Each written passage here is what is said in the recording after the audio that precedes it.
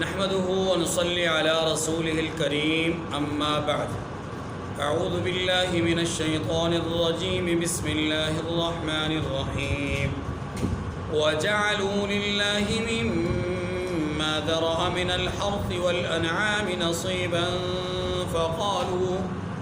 فقالوا هذا لله بزعمهم وهذا لشركائنا فما كان لشركائهم فلا يصل إلى الله وما كان لله فهو يصل إلى شركائهم ساء ما يحكمون وكذلك زين لكثير من المشركين قتل أولادهم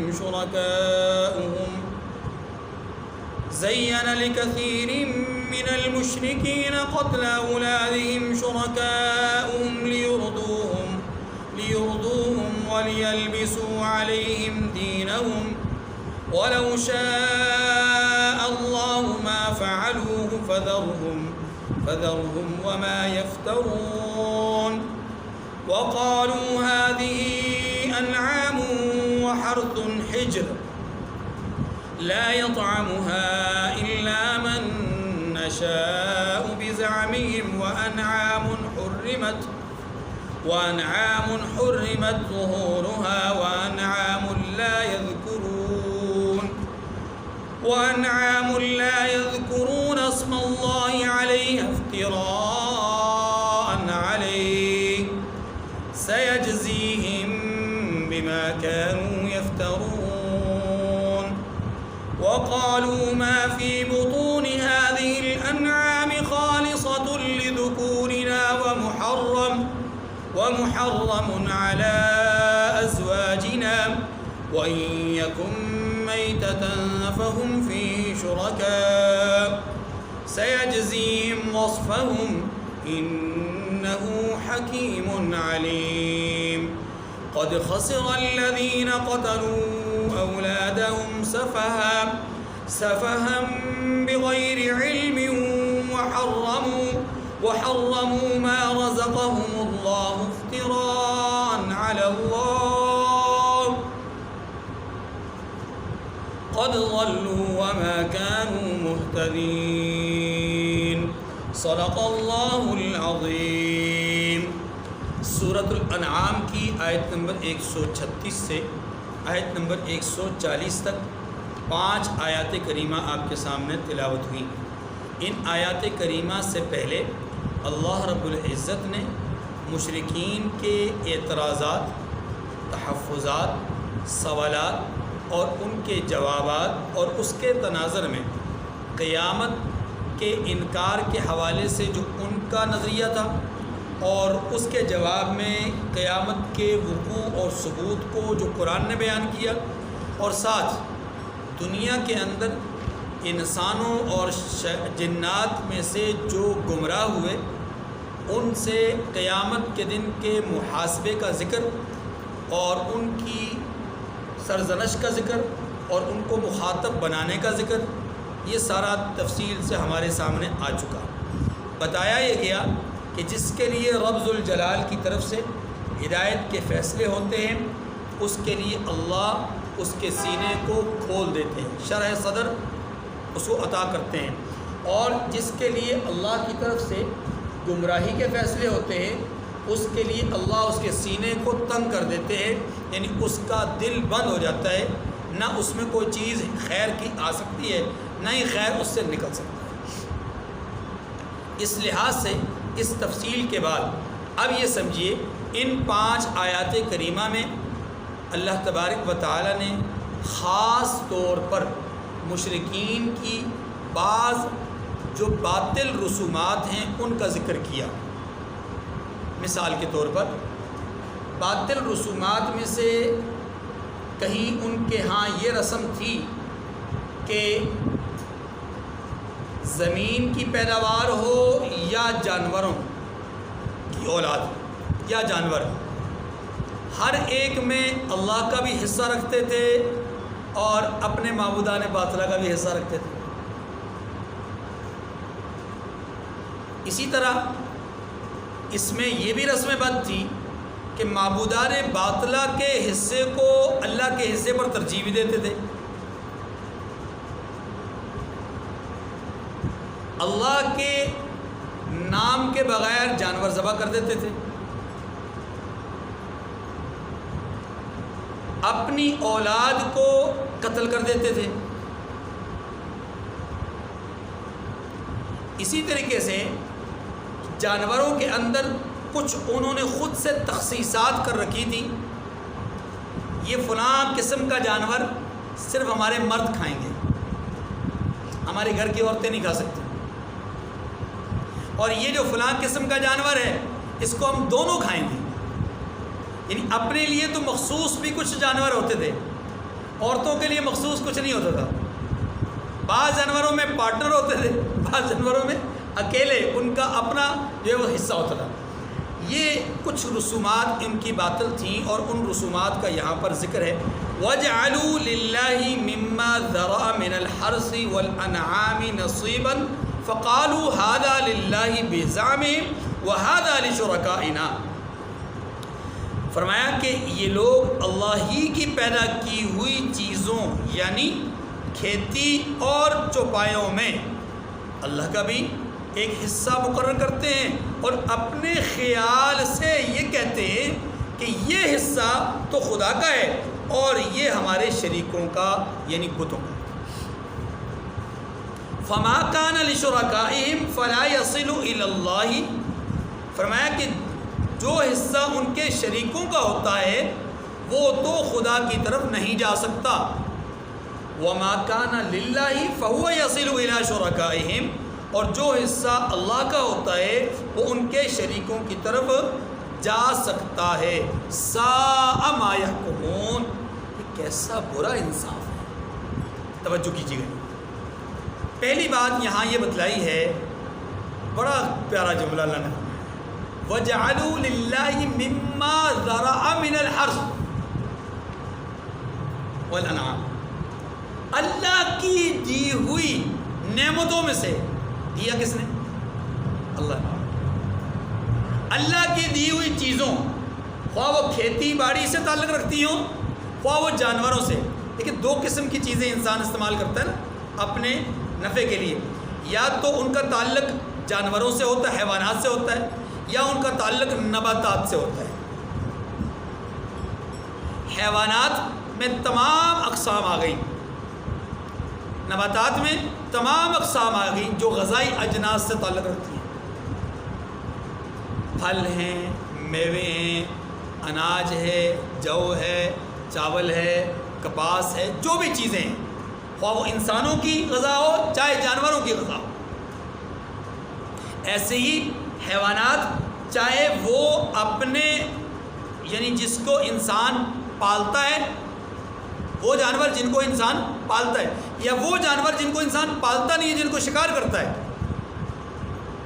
بعض جانور وہ ہیں کہ جو کھانے پینے کے حوالے سے حلال ہوتے ہیں، پالے بھی جاتے ہیں، شکار بھی کیے جاتے ہیں. بعض وہ جانور ہوتے ہیں کہ جو کھانے پینے کے حوالے سے حلال نہیں ہوتے لیکن سامان برداری کے لیے، سواری کے لیے انہیں انسان استعمال کرتا ہے. تو حیوانات کی تمام اقسام اور نباتات کی بھی تمام اقسام اللہ پاک فرماتے ہیں دی کس نے؟ اللہ نے. پھر یہ اس کے دو ایسے حصے کرتے ہیں جو اپنی روح کو خوش کرنے کے لیے ہیں. اصل یہ لفظ سمجھے گا، اپنی روح کو خوش کرنے کے لیے. جیسا کہ بعض لوگوں کا مزاج ہوتا ہے کہ وہ اپنی دکان کھولتے ہیں. اب رجحان ویسے کم ہو گیا لیکن پہلے یہ رجحان بہت زیادہ تھا. دکان کھولی، دکان کھولتے ہی قوالی لگا لی. کیا تصور ہے؟ گمان کیا ہے؟ کاروبار میں برکت ہوگی. اب یہ جو ان کی اپنی روح کو سکون پہنچانے کا اپنا یہ گمان ہے نا، افمن زین لہ سوء عملی فرآہ حسنا. شرعی نقطۂ نظر سے وہ برا کام کر رہا ہے لیکن خود سمجھ رہا ہے کہ میں اچھا کام کر رہا ہوں. عرض یہ کر رہا تھا کہ اللہ کے دیے ہوئے مال میں سے، خواہ وہ کھیتی ہو، خواہ وہ نباتات میں سے ہو یا حیوانات میں سے، لوگ یہ گمان کرتے تھے کہ یہ حصہ اللہ کا ہے اور یہ حصہ کس کا ہے؟ ہمارے معبودان باطلہ کا ہے۔ پھر ہر ایک کا معبود الگ الگ تھا، کسی کا ہوبل، کسی کا لات، کسی کا منات، کسی کا کیا، کسی کا کیا۔ اس لحاظ سے اللہ تعالیٰ نے اس رسم بد کا ذکر کیا کہ یہ انہوں نے خود سے گمان کر لیا کہ یہ حصہ اللہ کا، یہ حصہ معبودان باطلہ کا، حالانکہ اللہ نے تو کوئی ایسا فیصلہ کیا نہیں، خود ہی سے طے کر لیا۔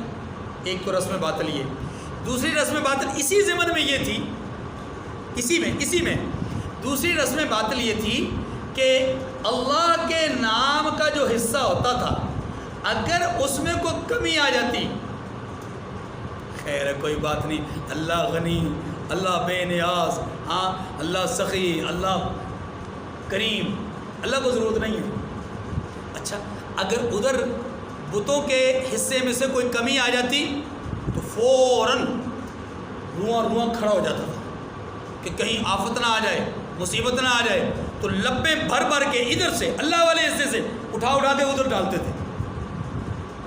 یہ کم نہیں ہونے چاہیے، ان کے اندر کمی نہیں آنی چاہیے۔ یہ تصور کیا تھا؟ یہ حقیقت میں اگر غور کریں تو اللہ والے حصے میں کمی آ جائے تو درگزر، اس حصے میں کمی آ جائے تو فوراً بے قرار ہو جانا۔ اس سے معلوم یہ ہوا کہ اس حصے کی اہمیت اس حصے سے زیادہ ہے۔ بالکل آج بھی اسی طرح ہے، آج بھی اسی طرح ہے۔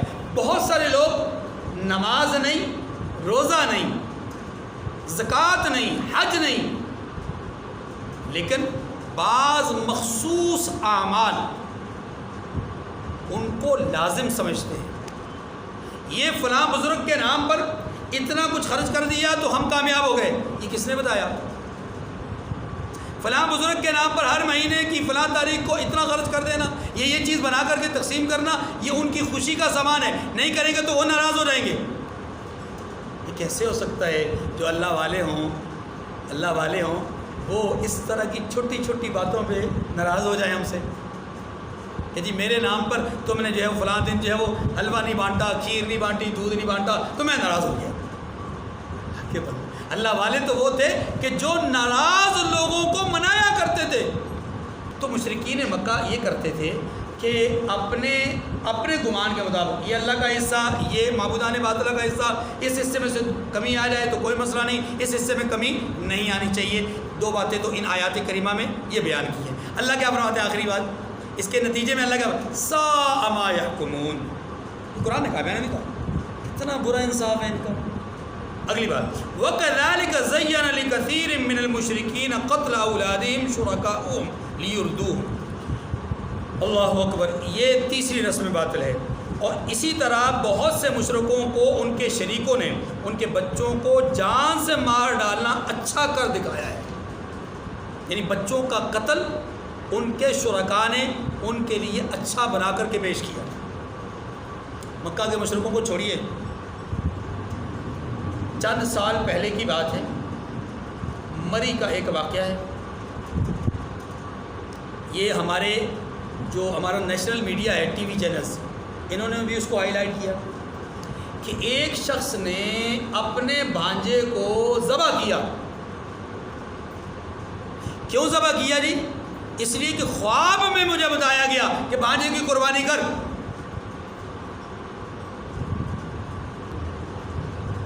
یہ اس طرح کے مسائل مشرکین مکہ میں بھی پائے جاتے تھے۔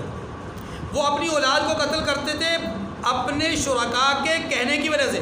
شریک کون تھے؟ توجہ، یا بت نہیں تھے، یہ بات ذہن میں رکھیے گا، وہ مجاور تھے، وہ ان کے جو بتوں کے پیروکار تھے، اصل میں جو ان کو پنڈت کہہ لیں ان کو، یعنی ان کے مولوی کہہ لیں ان کو، یعنی جو وہ ان کو یہ راستے دکھایا کرتے تھے کہ اگر تم نے کچھ اچھا بھلا چاہنا ہے تو دیکھو اپنی اولاد کو قربانی کرنا پڑے گا۔ تو اولاد کو ذبح کرنے کے کئی اسباب ہوتے تھے، ان میں سے ایک قرآن پاک نے یہاں پر بیان کیا، اور وہ کیا ہے کہ اپنے مجاوروں کو خوش کرنا۔ دوسرا قرآن پاک میں تو یہاں پر الفاظ میں موجود نہیں ہیں، لیکن احادیث مبارکہ میں موجود ہے، اور وہ کیا ہے؟ بچوں کو وہ قتل کیا کرتے تھے عزت کے نام پر۔ نمبر 3، قرآن پاک نے تیسری چیز کو بیان کیا، وَلَا تَقْتُلُوا أَوْلَادَكُمْ خَشْيَةَ إِمْلَاقٍ، رزق کی تنگی کی وجہ سے اولاد کو قتل نہ کرو، یہ تیسری صورت تھی۔ اور ایک چوتھی صورت بھی تھی جو آج بھی ہمارے ہاں پائی جاتی ہے، یہ ساری صورتیں ہمارے ہاں پائی جاتی ہیں۔ بچیوں کو مارا جا رہا ہے، کیا پچھلے دنوں میں ننھی سی معصوم بچی کو کیا گولیاں نہیں ماری گئی؟ اس کے باپ نے نہیں ماری؟ اسی طریقے سے کیا پچھلے دنوں میں ایسے واقعات ہمارے سامنے نہیں آئے کہ ایک ماں اور ایک باپ نے خود بھی زہر کھا لیا اور بچوں کو بھی زہر دے دیا رزق کی تنگی کی وجہ سے؟ کیا ایسے واقعات ہمارے ملک میں نہیں ہوتے؟ کیا ہمارے ملک کے اندر لوگ اپنے ہی بچوں کو کیا نہر کے اندر نہیں پھینک دیتے؟ پھر اسی طریقے سے کیا ہمارے ہی ملک میں کے اندر ایسے بچوں کو کہ جو نو مولود ہوتے ہیں، کیا انہیں اٹھا کر کے کچرے کے ڈھیر پہ نہیں پھینک دیا جاتا؟ یہ سارے واقعات آج نہیں ہو رہے۔ یاد رکھیے، اس کا تعلق کسی مسلک، کسی فرقے اور کسی جماعت کے ساتھ نہیں ہوتا، اس کا تعلق انسانوں کی غلاظت اور گندی ذہنیت کے ساتھ ہوتا ہے۔ جو اسباب قتل اس زمانے میں مشرکین کے سامنے تھے وہ آج بھی موجود ہیں۔ عزت بچانے کے لیے بچیوں کو مار دیا جاتا ہے، رزق کی تنگی کی وجہ سے اولاد کو قتل کر دیا جاتا ہے۔ اسی طریقے سے بعض اوقات پیشہ ور جو اس طرح کے لوگ ہوتے ہیں ان کے کہنے پر بچوں کو قتل کر دیا جاتا ہے، جیسے میں نے مری کا واقعہ بیان کیا، اور اس طریقے سے یہ سارے معاملات ہمارے ہاں موجود ہیں۔ ایک بات، دوسری بات، وَلِيَلْبِسُوا عَلَيْهِمْ دِينَهُمْ، اور یہ بھی ان کے اندر ایک خرابی اور برائی تھی کہ ان کے دین کو ان پر خلط ملط کر دیا۔ کیا معنی یہ اس کا معنی یہ ہے کہ ان کو حق اور باطل کے اندر تمیز اور فرق ختم ہو گیا۔ خدا کی قسم آج یہ والا معاملہ بہت زیادہ اس کی وبا پھیل چکی ہے، لوگوں کے اندر اچھے اور برے کی تمیز ہی ختم ہو گئی ہے۔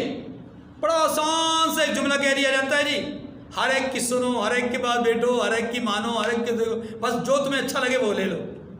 وہ کس نے بتایا بھائی؟ کس نے آپ کو بتایا کہ ہر ایک کے پاس بیٹھو؟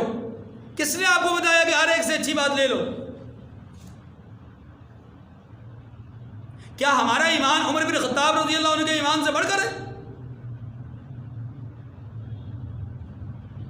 آئیے ذرا درباری رسالت میں رحمت دو عالم صلی اللہ علیہ وسلم کے یہ صحابی جن کو خود نبوت کی زبان سے یہ کہا گیا کہ لو کان بعدی نبی لکان عمر، اگر میرے بعد نبی ہوتے تو عمر ہوتے، ان کے ایمان کا حال دیکھ لیں، کس قدر پختہ ایمان والے۔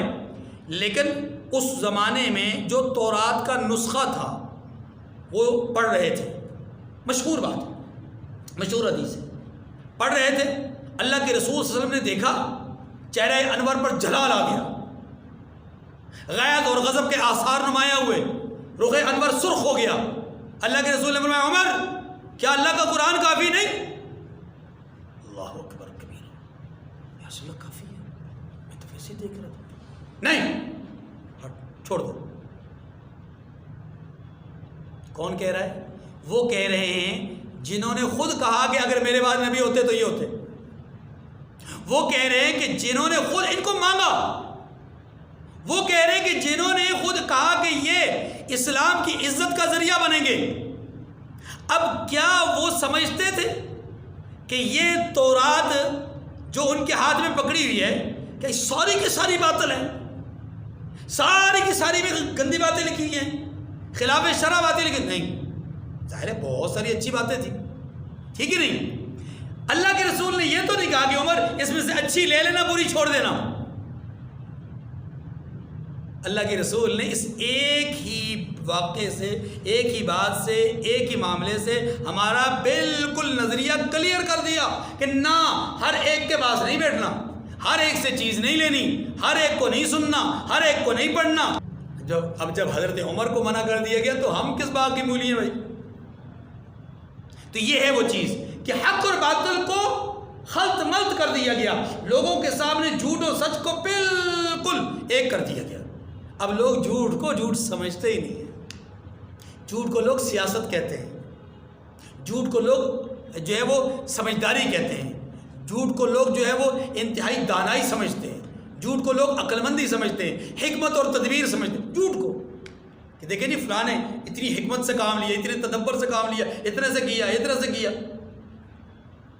یہی چیز مشرکین مکہ کے اندر پھیل چکی تھی کہ ان کے اندر حق اور باطل کا کوئی فرق، ان کو یہ فرق ہی ختم ہو گیا تھا کہ ہم بڑے نہ ہو کر کے بیت اللہ کا طواف کر رہے ہیں تو یہ کوئی غلط کام ہے، نہیں، وہ سمجھتے تھے اچھا کام ہے، ہم تو اللہ کے لیے طواف کر رہے ہیں، ہمیں کوئی کیوں دیکھے گا، ہم پر کوئی بری نظر ڈالے گا، بات سمجھ رہے؟ اب یہ جو برائی ان کے اندر آ گئی، یہ برائی کس وجہ سے آئی کہ حق اور باطل کا فرق بٹ گیا تھا۔ آج ایسی 20 برائیاں ہمارے اندر موجود ہیں۔ دیکھیے جی، فرمایا کہ وَلِيَلْبِسُوا عَلَيْهِمْ دِينَهُمْ، اللہ تبارک و تعالیٰ فرماتے ہیں کہ مشرکین کے لیے اللہ نے، ان کے شریکوں نے مزین کر دیا تھا کہ ان کے بچوں کو وہ جان سے مار ڈالے، یہ کام ان کے لیے اچھا کر دیا، اور ساتھ یہ کام کیا کیوں؟ اس لیے تاکہ وہ ہلاکت میں بھی پڑ جائیں، اور نمبر 2 یہ کہ ان کا دین خلط ملط ہو جائے،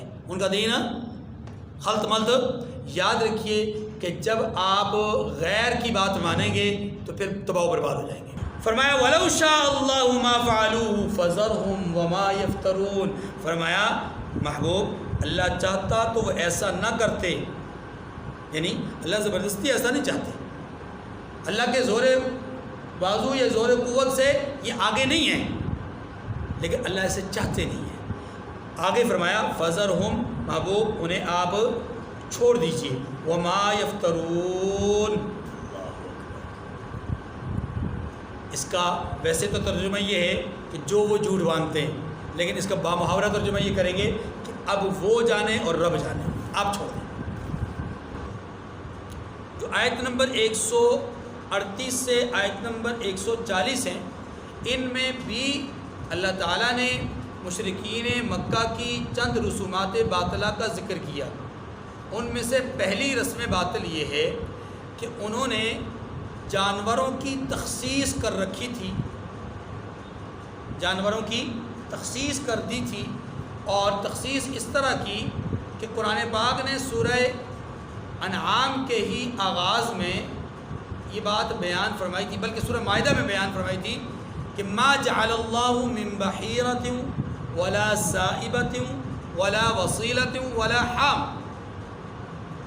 اللہ پاک نے کسی بھی جانور کو نہ بحیرہ بنایا، نہ سائبہ بنایا، نہ ہی وسیلہ بنایا، اور نہ ہی حام بنایا۔ کیا تھا یہ؟ اس کی تفصیل ہمارے سامنے گزر چکی، میں اشارتاً کہہ دیتا ہوں۔ بعض جانور وہ تھے کہ جن کا دودھ یہ اپنے لیے استعمال کرنا حرام سمجھتے تھے، حرام کر لیا تھا کہ جی اس جانور کا دودھ ہم نے استعمال نہیں کرنا، یہ بتوں کے نام پہ ہے، اس کو بحیرہ کہا جاتا تھا، ایسے جانوروں کو بحیرہ۔ اچھا، وہ جانور کہ جو اونٹ یا بیل کی شکل میں ہوتے تھے ان پر سواری کرنا حرام انہوں نے سمجھ لیا تھا، اور ایسے جانور کو یہ سائبہ کہا کرتے تھے، یعنی وہ اونٹ، وہ بیل جس پر سواری کرنا حرام۔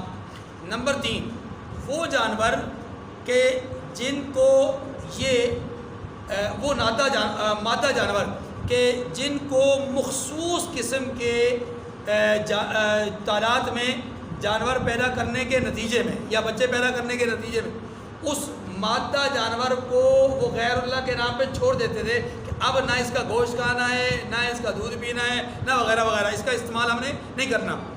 تو ایسے جانور کو یہ وسیلہ کہتے تھے۔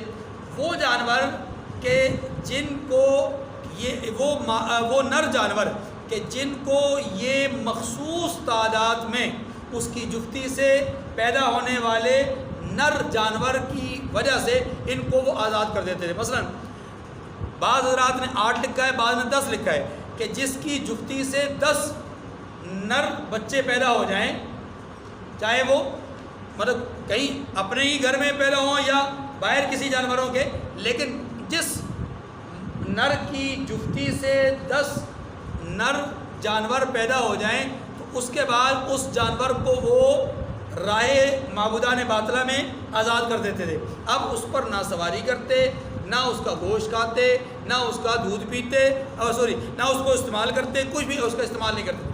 یہ 4 قسم کے جانور سورہ مائدہ میں اللہ تعالیٰ نے بیان فرمائے. اب یہ سمجھیے کہ وہ جو جانور جن کو بحیرہ، صائبہ، وسیلہ اور حام کہا جاتا تھا، ان کے متعلق ان کا ایک اور رسم، ایک تو یہ ہو گئی رسم باطل. ایک اس کے ضمن میں دوسری رسم باطل جس کا یہاں پر ذکر ہے وہ کیا ہے کہ ان جانوروں سے پیدا ہونے والے بچے، ظاہر ہے ان سے آگے جو سلسلہ جو چلنا تھا، ان میں سے کچھ وہ جو مادہ تھی ان سے پیدا ہونے والی جو آگے نسل ہے، اس کے بارے میں کیا حکم تھا؟ تو اس کے بارے میں انہوں نے 2 الگ الگ تصورات قائم رکھے تھے. اگر بچہ زندہ پیدا ہو گیا، بحیرہ کا، صائبہ کا، وسیلہ کا، حام تو مذکر ہو، اگر اس بحیرہ اور وسیلہ کا، صائبہ بھی نہیں، ان 2 کا اگر مادہ جانور یا نر جانور جو بھی پیدا ہوتا لیکن زندہ ہوتا، ان کے ہاں اس جانور کو صرف اور صرف ان کے مذکر کھا سکتے تھے، مؤنث نہیں کھا سکتے.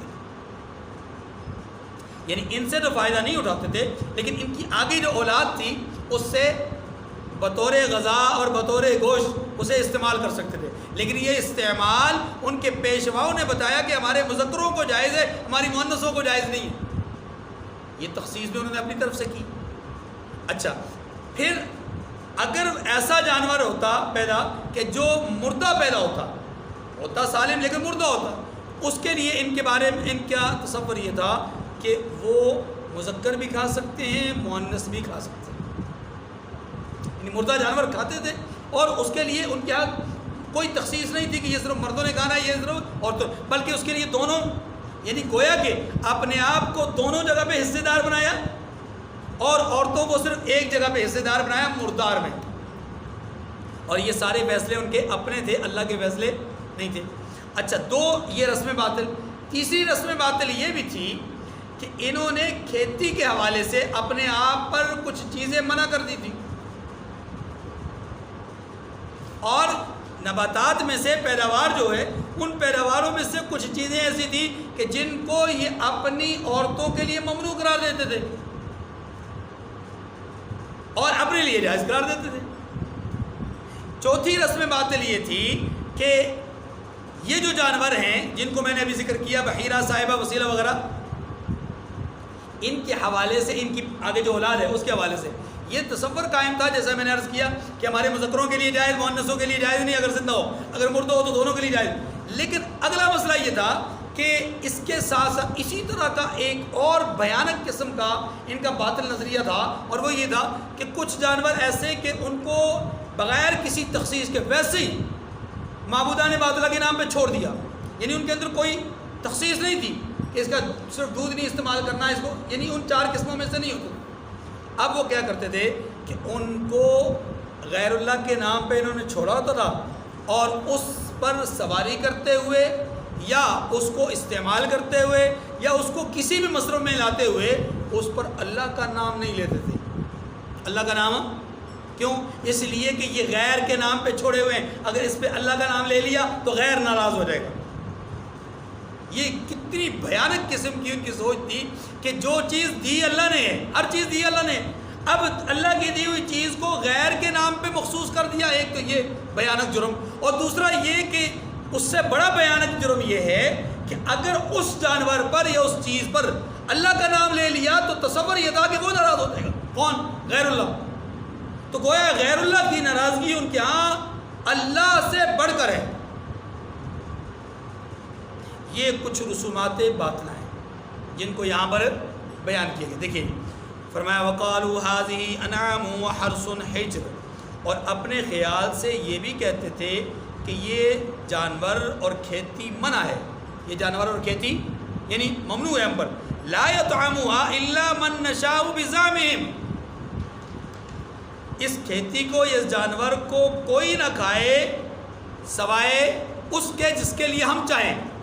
یہ کون کہتا تھا؟ اب یہ کہنے والے ذرا سمجھیے گا، یہ کہنے والے عام لوگ نہیں تھے،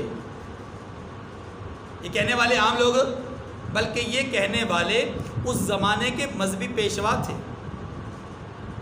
آج بھی ہمارے ہاں یہ رسم جگہ جگہ پائی جاتی ہے۔ مثال کے طور پر یہ 22 رجب کو کنڈوں کی ایک رسم ہے۔ اس رسم کے بارے میں بتانے والے بتاتے ہیں کہ اس کی ادائیگی کا مخصوص طریقہ ہے، مخصوص مقدار میں چیز بنائی جاتی ہے اور چھت کے نیچے اس کو کھلانا لازمی ہے، سورج کے طلوع ہونے سے پہلے کھلانا لازمی ہے، اور جس کو کھلا دیا اس کو پابند کرنا لازم ہے کہ آئندہ سال تم نے بھی یہ کام کرنا ہے، وغیرہ وغیرہ۔ یہ جو پابندیاں ہیں کسی کو کھلانے کی، یہ پابندیاں اسلام میں نہیں ہیں۔ اسلامی نقطۂ نظر سے ایسی کوئی پابندی نہیں ہے۔ اسلام نے کہا زکوٰۃ دو، مستحق کو دو، یہ نہیں کہا کہ مستحق کو زکوٰۃ دو پھر مستحق کو پابند کرو کہ نہیں تم نے اس کا فلاں کلر کا جو ہے وہ سوٹ لینا ہے، تم نے اس کے فلاں رنگ کے جوتے لینے ہیں، تم نے فلاں اپنا مل کا آٹا لینا ہے، تم نے فلاں جگہ کی، نہیں، کوئی پابندی نہیں۔ وہ اس کی مرضی ہے، دن کو خرچ کرے، رات کو خرچ کرے، اس کی مرضی ہے، اس سے آٹا لے، دال لے، ہاں جی دلیا لے، جو مرضی لے، کوئی پابندی نہیں ہے۔ اسلام نے جتنا بھی خرچ کرنے کا حکم دیا ہے اس میں خرچ کرنے والے کو کہا خاموشی سے خرچ کرو، اور پابند نہیں کیا کہ تم نے جس کو دینا ہے اس کو کچھ پابندی بھی لگانی ہے، نہیں، پابندی نہیں۔ بلکہ اسلام تو یہ کہتا ہے کہ اگر تم تنہائی میں، اکیلے میں، رات کی تاریکی میں خاموشی سے دے دو، تمہارے دینے والے کا پتہ بھی نہ چلے، یہ زیادہ بہتر ہے۔ سمجھ رہے ہیں؟ یہ پتہ نہیں کہاں سے رسمیں آ گئی ہیں۔ یہ رسمیں مشرکین مکہ میں پائی جاتی تھی کہ جس کے لیے ہم چاہیں گے وہ اس کھیتی کا کے نباتات یا اس کھیتی کی پیداوار کو کھائے گا، جس کے لیے ہم نہیں چاہیں گے وہ نہیں کھائے گا۔ اچھا جی، وَأَنْعَامٌ حُرِّمَتْ ظُهُورُهَا، اور اسی طریقے سے جانور ایسے ہیں کہ ان کی پیٹھ پر چڑھنا انہوں نے منع کر دیا، یعنی سواری کرنا منع کر دیا۔ اچھا، وَأَنْعَامٌ لَا يَذْكُرُونَ اسْمَ اللَّهِ عَلَيْهِ افْتِرَاءً عَلَيْهِ، جن جانوروں پر سواری کرنا منع کیا نا، فرمایا بعض مویشی ایسے ہیں کہ جن پر ذبح کرتے وقت اللہ کا نام نہیں لیتے۔ مثلا اب کوئی جانور ایسا ہے کہ جو مرنے کے قریب آ گیا، اس کو ذبح کرنا ہی پڑ گیا، تو وہ ذبح کرتے تھے اس کے نام پہ، اس کے نام لے کر کے جس کے نام پہ اس کو کھلا چھوڑا ہوتا، اللہ کا نام نہیں لیتے تھے۔ افتراء علی اللہ، افتراء علیہ، یہ سب اللہ پر جھوٹ ہے۔ کیا مطلب؟ ظلم بالائے ظلم یہ تھا کہ یہ سب جرائم کر کے وہ کیا کہتے تھے کہ یہ اللہ کا حکم ہے، ہم اللہ کی مان رہے ہیں، اللہ نے ہمیں ایسا ہی حکم کیا ہے۔ سَيَجْزِيهِمْ بِمَا كَانُوا يَفْتَرُونَ، وَعَنْ قَرِيب ان کو ان کے جھوٹ کا بدلہ دے گا۔ وَقَالُوا مَا فِي بُطُونِ هَذِهِ الْأَنْعَامِ خَالِصَةٌ لِذُكُورِنَا وَمُحَرَّمٌ عَلَىٰ أَزْوَاجِنَا، اور یہ بھی کہتے ہیں کہ جو بچہ ان چارپائیوں کے پیٹ میں ہے، یعنی جو آزاد چھوڑ دیے، وہ خاص ہمارے مردوں کے لیے ہے اور ہماری عورتوں کو اس کا کھانا حرام ہے بشرطے کہ وہ زندہ ہو۔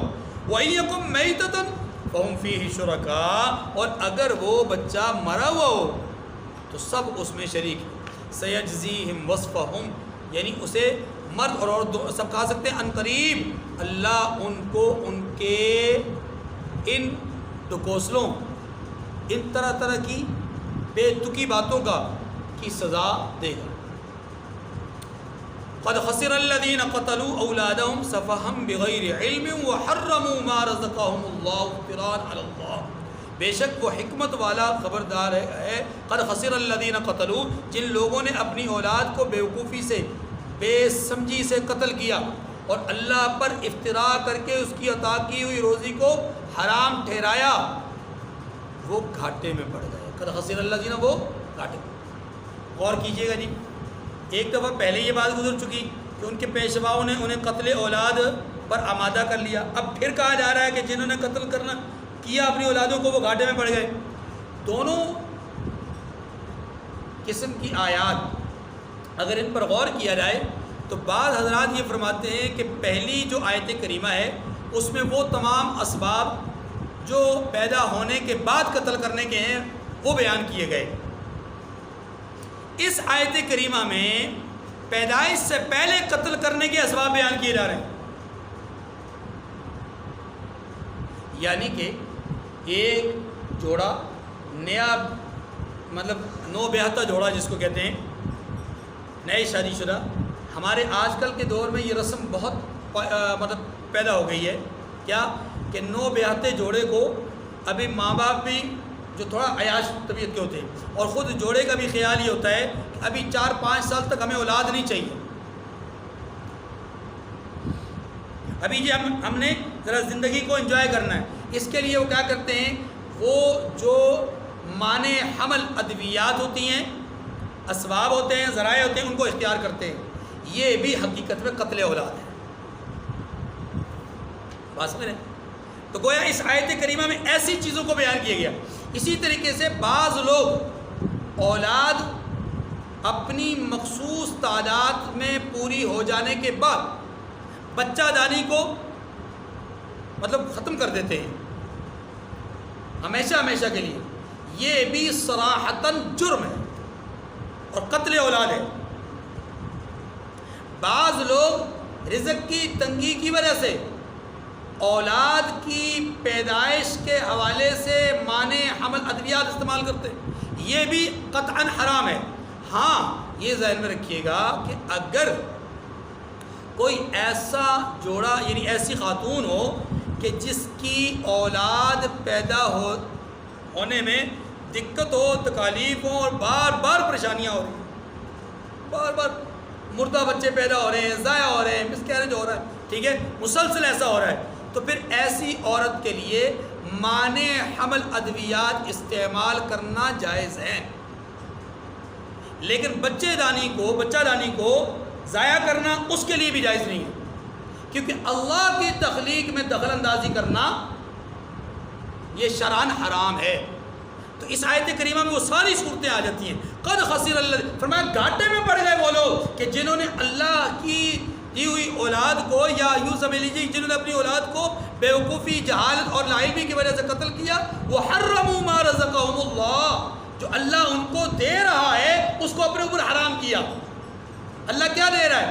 اللہ جو دے رہے ہیں اس سے مراد اولاد ہے، اور یہ قتل کیوں کر رہے ہیں؟ افتراء علی اللہ، اللہ پر جھوٹ باندھتے ہوئے کہ جی اللہ نہیں چاہتے، اللہ کا حکم یہ ہے کہ زیادہ جو ہے وہ مخلوق نہیں ہونی چاہیے، اس سے رزق میں تنگی آتی ہے، اسباب دنیا میں۔ بھائی کس نے کہا؟ جب انسانوں کی تعداد فرد واحد کی تھی تو تب بھی اللہ نے رزق دینا تھا، دے دیا۔ جب انسان 2 ہوئے اللہ نے رزق دینا تھا، دے دیا۔ جب انسانوں کی تعداد کو اللہ نے بڑھانا مقصود تھا اللہ نے، تو انسانوں کو جنت سے دنیا میں بھیجا، پھر یہاں افزائش نسل کی، اور خود اپنی حکمت اور تدبر سے، اپنی قدرت کاملہ سے بچوں کی تخلیق 2 کر کے کی، اور دنوں میں ہی ان کو جوان کر دیا، اور آگے ان کی افزائش نسل کی۔ اللہ تبارک و تعالیٰ چاہ رہے تھے۔